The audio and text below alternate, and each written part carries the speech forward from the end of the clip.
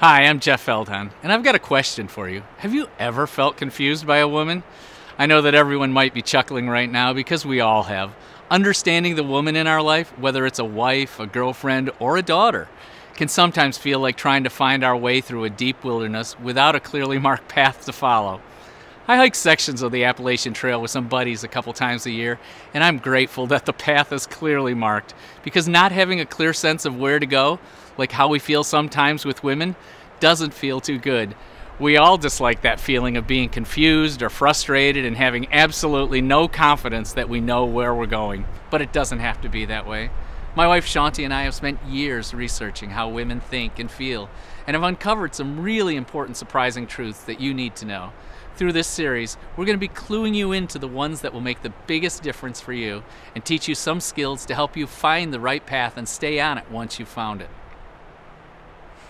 Now, I'm pretty sure that for a number of you guys, the only reason you're watching this is that your wife is going through the 4 Women Only study and wanted you to do this one. Believe me, I understand. Talking about relationships, it's not our natural habitat, but since you're here, let me lay out for you what you've signed up for. First, we're going to be simple and quick with our sessions, with an emphasis on what to do when you feel lost in the wilderness. To me, learning stuff that's practical, doable, and can be easily remembered is one of the most important functions of this study. Second, there are 6 sessions, and with each session being roughly 10 minutes in length. You'll see both Shanti and me talking, since it's actually the same material we use at our marriage conferences. So every now and then we might sound like we're talking to both men and women, even though in this study, it's just us guys in the room. Since we're going to be your tour guides for the world of women, let me tell you a little bit about us. We've got a slightly different background from most folks who teach about relationships. We're not marriage counselors or psychologists. We're analysts by training. Shanti worked on Wall Street, and I'm an attorney who worked at one of those big New York law firms. But that gave us great background to do the research that led to the books and the series. Over the last 10 years, we conducted interviews, focus groups, and surveys with more than 10,000 men and women, including 5 nationally representative surveys. We've even conducted 3 additional studies of teenagers. So what we're going to be sharing with you isn't our opinion. That said, as we describe how women think, we are making some generalizations, and there are always exceptions. If 75% of women said one way, by definition, 25% didn't. Everyone's an individual. The key is to understand the woman in your life. And in learning how to understand the woman in your life, you'll likely have to unlearn some things. From the time we were kids, we develop ideas about how women are wired, and we don't realize that some of these assumptions are wrong. And on top of that, we've built all these habits in how we interact with women, how we respond to things a woman says, and so on. Our job is going to be to help you to know the real deal about how women think instead, and to know what to do in those situations. And unlike all those wilderness survival guys on TV that most of us guys love to watch, you're going to learn some skills that you can actually remember and get a chance to use, most likely every day, since you probably interact with a woman every day. So hang on and enjoy the adventure as we jump into session 1.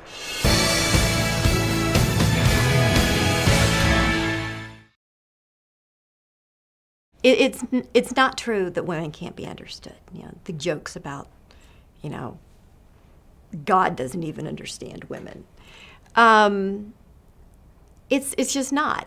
Each woman is different, and each woman may need something different, to hear something different, to be, shown something different. But it doesn't mean that she's impossible to understand. I promise you, if you look hard enough, well, not even hard enough, if you just look and pay attention, you'll be able to find the answer and understand women. And it may take some probing. I will tell you that. It might not be the first thing that comes out of my mouth. This afternoon, I was in kind of a not real good mood. I was real quiet. And the first time he asked me, what's wrong? I was like, oh, I'm just tired. I haven't slept well the last few nights. But then he started asking again, are you sure that's it? Are you sure there's nothing else going on? Then I was able to say, well, that's only part of it. And I was able to articulate the other things that were kind of going through my head at the same time. That made me feel like, okay, he cared enough to dig a little deeper, to ask some more probing questions. And there was a reason there, but if he just turned around and walked away, and said, let me know when you're done, you know, we wouldn't have been able to talk about it. And that was big. And a lot of times in our conversations we've had, when I say nothing's wrong, it's really simply because my concern, my fear is that if I say what's really wrong, if I say what's troubling me, that his response is going to be exaggerated, that it's going to be a defensive response or a frustrated response. And so oftentimes I'll just think, I might as well not say anything. Maybe he upset me. Maybe he said something and I didn't have it in me at the moment to say, hey, that hurt. And I'm sitting there just smarting over it. But if he would sit there and actually say, hey, honey, why are you so quiet all of a sudden? I would actually be able to explain to him and we could actually get something resolved. Guys probably tend to think that we're playing games, but because we did it back in high school. But that doesn't mean that we go through that our whole lives. They just have to learn to understand our thought process. And they will be able to understand us. I mean, it's simple. It's like math. There's always an answer. With us, there's always an answer. Always. And the way we started the research on For Men Only is related to the first subject we're going to cover. When a book or a movie is successful, what's the next thing that they always want the author or movie producer to do? Write another, do a sequel. In addition, during the first year or two that Shanti was out talking to women's groups about the For Women Only stuff, women would always come up to her and say, so, when are you going to even out the score and do the other side? So the publisher came and said, okay, we're going to do the For Men Only book. And Jeff, we really need you to do it with Shanti. I was really hesitant. It wasn't having to do all the research that worried me. I'm a lawyer by training and know a little bit about analysis and how to process through certain difficult things, so that was okay. And I wasn't worried at all that we'd have fights or disagreements or anything like that because of it. It was something else. So one night when we were out to dinner with the publisher, I told him that I had some serious concerns. Shanti looked at me and said, "What is it that's really bugging you about doing this?" I said, "Well, this book is a way for men to understand women, but I'm just not sure you guys can be understood." And I said, "Excuse me?" I said, "Well, you know, you're kind of random." I was like, "What?" Well, I said, well, think about it. Every guy knows it's just like we're standing in front of some machine and we pull a lever today and we get a certain response. Tomorrow, at that same machine, we pull the lever and we get a totally different response. To us guys, that's random. And I said, we are not random. If you are getting a different response, you're pulling a different lever or you're pulling it differently or something because we're not random. So this book essentially became a giant research project to prove to Jeff that women are not random. And then I could share with guys the findings. So that's what the whole project was. That's what it really came down to, sitting in focus groups, doing surveys, taking in data, understanding it, and trying to figure it out. But even if I could be convinced that women could be understood, I still had a final big reservation before I agreed to do the book. And that was, even if we came up with some great stuff, would there be any guy at all who was going to read it? I mean, relationship books aren't the first thing that guys tend to pick up when they're in the bookstore. Before we wrote For Men Only, I had read only one relationship book in my life. And that was only because I had to in the premarital counseling in order to marry her. Let me interrupt here and say that this is one reason we are really grateful for those of you men who are doing this couples study. We know this relationship discussion is not your natural habitat. But as I was wondering whether any guy would buy and read For Men Only, something occurred to me. You see, I like gadgets, hardware, software, and stuff like that. And when I open them up out of the box, they always come with a manual. But do most guys ever read the manual? Nah, you just start pushing buttons until you get up and running. And that's often because the gadgets come with something else besides the big user manual. That little glossy fold-out called the Quick Start Guide. So we decided to create a quick start guide for women. In 5 minutes, you can be at least up and running. And if you get into trouble, you can always consult the manual a little later. Because the truth is, when you're confused, if you do look hard enough, you'll find that there is a way to address almost every situation that confuses you. And now that leads us back into debunking the assumption that women are random, which I want to get into a bit more since this will set up the rest of our time in this study. Here's some context. Most of us guys, we like things to be predictable, things we can understand. For example, I love the little cheap refurbished computer we got for our kids. It was 99 bucks and it works great.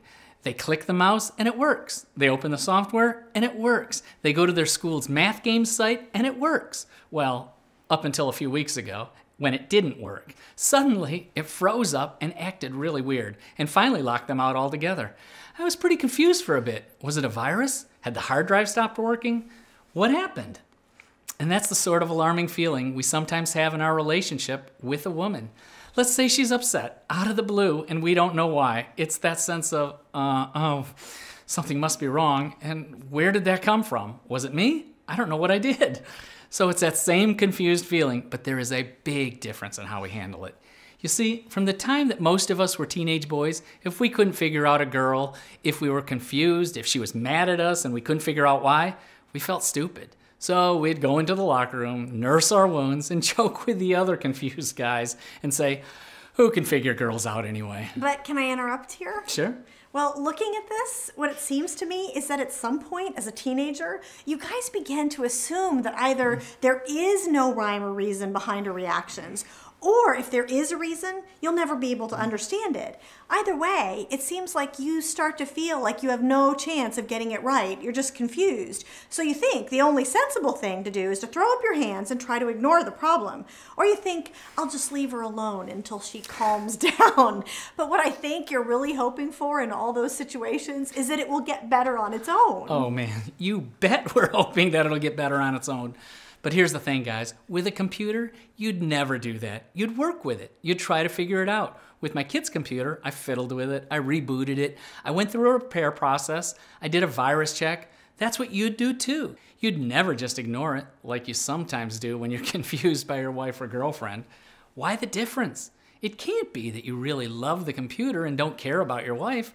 No, it's that you know with the computer, you know there's a reason things aren't working.